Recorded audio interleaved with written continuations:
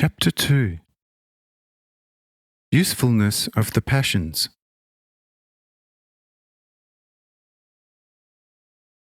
The angels continue. Thus you will be aware of people being driven by diverse passions. One feels the need to possess everything that is of value.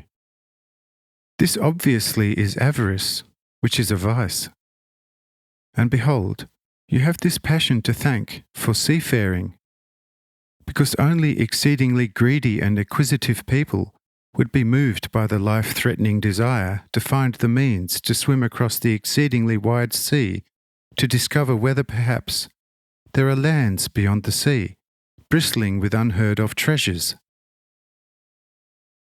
After much difficulty and threat to life, they come upon a land beyond the sea that is still completely uninhabited. The great dangers they lived through have cooled down their vice of acquisitiveness, robbing them of courage for return journey. They settled down wherever the wind took them, building huts and dwellings, and in this way populated a still uninhabited land. Now judge for yourself whether people without the vices of avarice and profit would have discovered a foreign land. Let us take the vice of the lust of the flesh.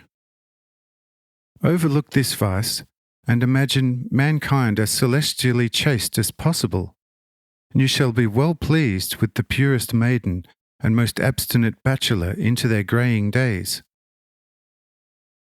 But think of all mankind as being of such chastity, and ask yourself, what are the propagation prospects of such a generation, as laid out in the divine order? From this you can see that this vice also has to be inherent to man, or the earth would be devoid of man.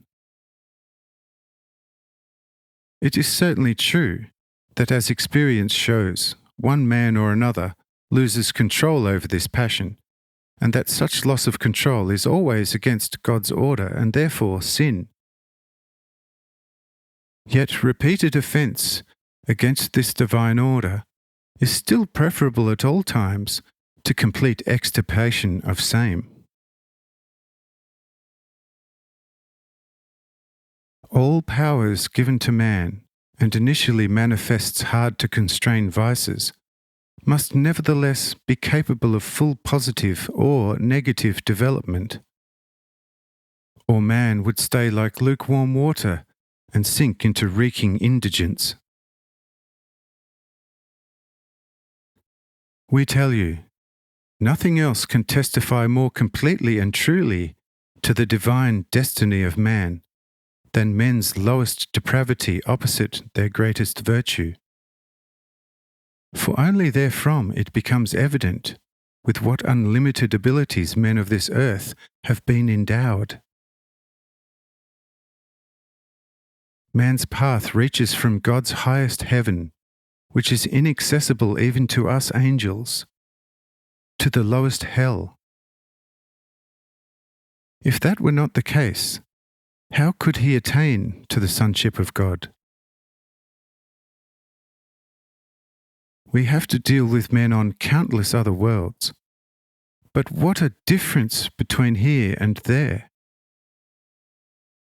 There, men have been set boundaries, spiritually as well as naturally, which they can overcome only with great difficulty.